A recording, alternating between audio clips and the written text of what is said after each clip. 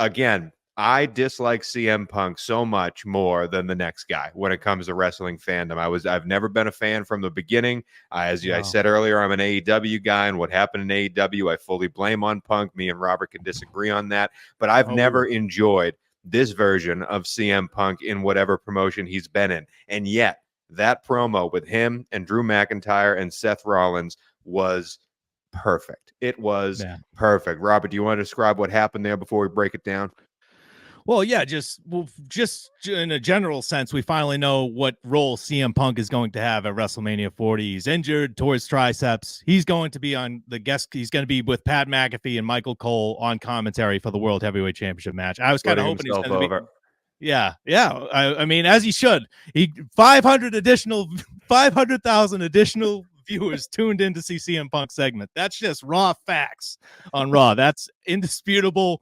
He's a draw. But anyways, yes, he will put himself over on commentary and take shots at Rollins and McIntyre. But this promo on Raw, what we got here was, first of all, CM Punk just only exclusively returns in Chicago.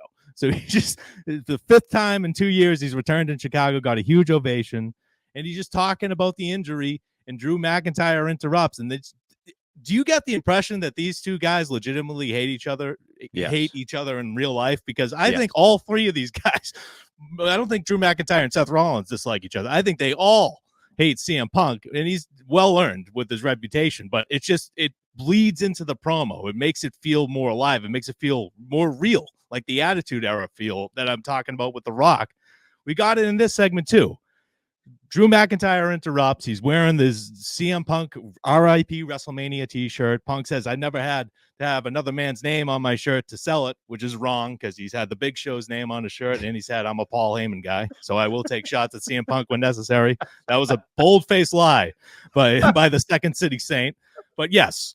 And then Drew McIntyre says, I'm the chosen one. And this line, Punk says, oh, yeah, who called you that? Who said that? And I've heard there's reports today. Yeah, and it was Vince McMahon, who is just, nobody can mention Vince McMahon anymore because he's a pervert, a sex pest, a piece of crap. That's what why allegedly. I agree with you, but we have to say allegedly. Allegedly, but yeah, okay. Allegedly, yes. But yeah, so he says, who said it? Drew McIntyre refuses to say Vince McMahon. There was reports today that there was a hush backstage when CM Punk said that line. Like everybody's butts just clenched up, like, oh my God. And then they all moved on. But Seth Rollins.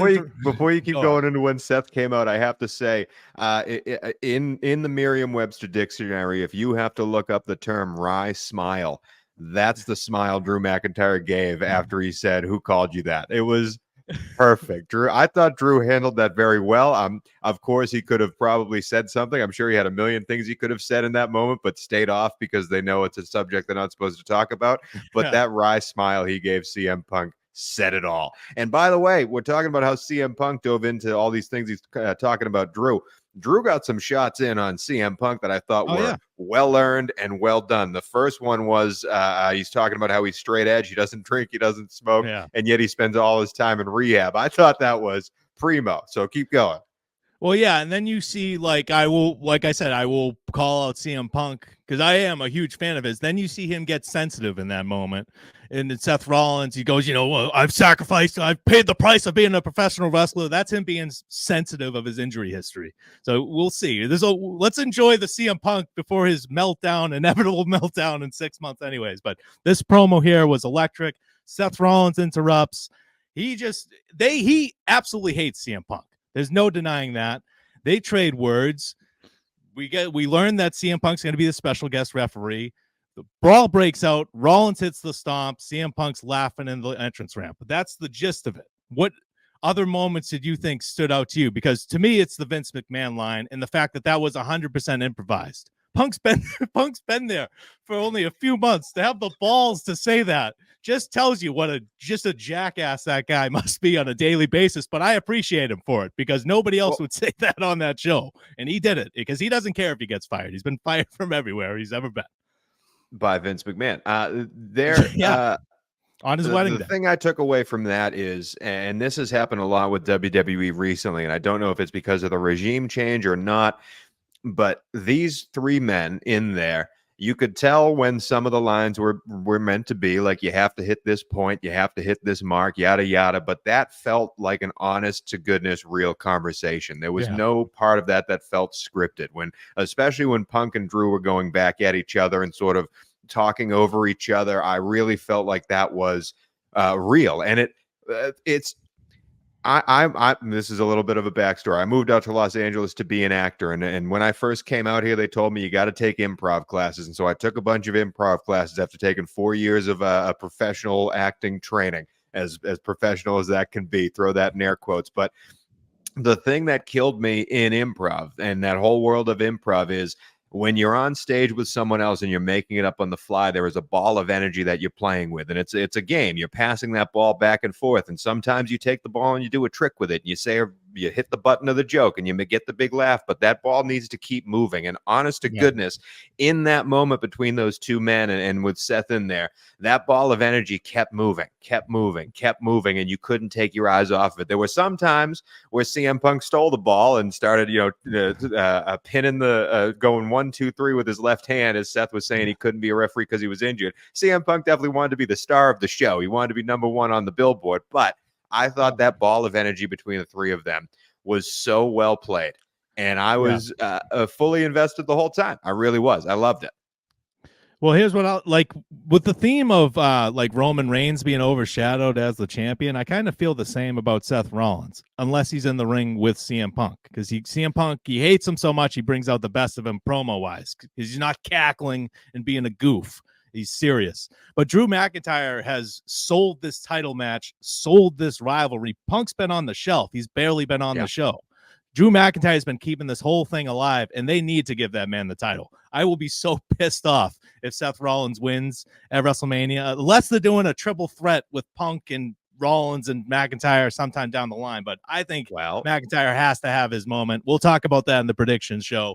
But let's talk about that right now, though. We got news that we still don't have a contract for Drew McIntyre. Right. So you can't give a man a title if he's going to be a free agent. Oh, that's a great point. He still hasn't signed a new deal, and it expires after WrestleMania. What's going on? If I'm Tony Khan, I'm saying, hey, whatever WWE's offering you, quadruple. I'll give you $50 million a year. Come here. I'll give you want the money wired? You got an interpreter I need to pay off? Let's go. Like, I'm in. Like, but again, so I'm right there with you. I think Drew's been the fire that's burning this whole entire build. But again, can you give that man the title? A deserved title if he wins this. Can you give that man the title, send Seth off to rehabilitate his injuries if he doesn't have a contract? And just, you have to keep McIntyre with he went to Mindy's Bakery before the show. We got to talk about that real quick. Let's talk about that real quick. That just him going there. That's what I want to talk about for a minute here. Drew McIntyre and WWE have done way more to capitalize on CM Punk's meltdown than AEW. And now, is that just a product of CM Punk being a total jackass in AEW and they just had to get rid of him? Or were the Young Bucks at fault there a little bit too and not meeting this said jackass in the middle, CM Punk, to work together? Because without him, I think the audience has dropped off dramatically, and that's not all attributed to CM Punk. There's a number of factors here. The booking wise, but it's fair to say that they fumbled the bag with CM Punk and the controversy. Now the question is, if we had to do blame pie and put out like percentages of blame on this, who gets the bulk of the blame on why it didn't work out?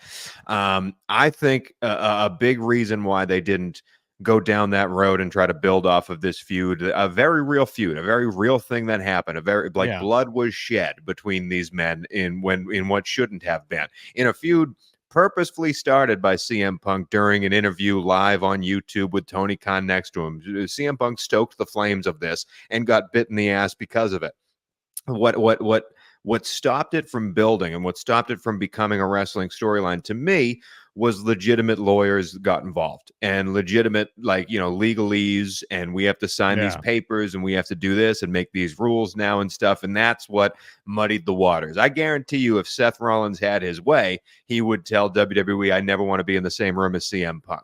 Drew McIntyre might feel the same way. But because there is no protection from lawyers, CM Punk is a wrestler, you're a wrestler, this is what we're going to do for the business. They're going to go then I gotta do it. Got to do it. I don't want to fight the guy. I don't want to be on the same poster as the guy. But that's what's going to make the money, and that's what the company's doing. So I have to do it. So if we have to put blame pie on it, AEW does, and I don't know if it's Tony Khan making these decisions, whoever. I think they get a big chunk of the blame pie. The other big chunk goes to CM Punk for being an absolute, you know what.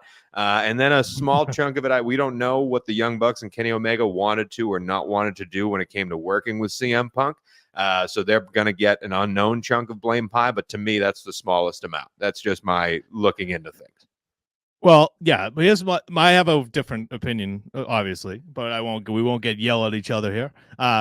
I think that Punk was hugely at fault initially when he did that rant with Tony Khan directly next to him. That was so embarrassing for the company after they just put the title on him in his hometown. But that was after he tore his triceps for the first time. So maybe he's frustrated about that. There's always extenuating, ridiculous circumstances around CM Punk. I wish he wasn't my favorite wrestler. Just happens to be my favorite wrestler. But here's the thing. He's not like Bill Cosby or some psychopath here. Like people acting like I don't want to be a poster with him. He didn't kill anybody. Like, what the fuck are we talking about? Like, he punched Mad Nicholas Jackson in the face and maybe Ace Steel launched a chair. I don't know what happened to that. Larry the dog bit somebody. Something crazy happened to that night. But yeah, he's not like he's a jackass, but he's not a horrible human being. Let's not take it too far. But yes. Yeah, there are a lot of blame going around, but my problem is after it happened, there needed to be, after these suspensions, there needed to be some kind of kumbaya with Jim Ross and everybody, adults there, getting them all in a room and figure it out, because it's just, the story won't go away. And maybe it's just people like us talking about it, but CM Punk's presence, his like ghost, is felt in AEW a lot for me. From what I understand, there was a kumbaya. They were not going to work together, but from what I understand, there was a kumbaya and a solution, and you're going to get Collision now, and that's going to be the CM Punk brand, and the Young Bucks will be over here with Kenny Omega. And then what happened? CM Punk blew up again because he couldn't get over Jungle Boy Jack Perry putting one over on him. Like that, CM Punk pushed the limit again. So if we're going to get mad about that, like, be honest with yourself. They found a solution. They could not do a match together because I believe the legalese behind it. And so they went down this route, and CM Punk burnt it as soon as he got there. He had one match. Before he flipped out and started fighting somebody again. So I don't know. That's my looking at it. All right. I just don't think an undercard guy like Jack Perry during the kickoff show should be calling out your main money driver, but that's just me. I just think he got what he asked for. And you last week said, why does Darby Allin using real glass? You don't want to see it. I don't want to see it. I don't want to see it. Stood up for if you're going to call me out, especially as the big dog, don't punch down, because I'm going to punch up, and then you're going to get even angrier. And that's what happened to me. So, but again, that's a lot of talk about CM Punk. We will talk about we'll talk about Drew McIntyre, and we could do a whole 45 minutes debating the merits of CM Punk.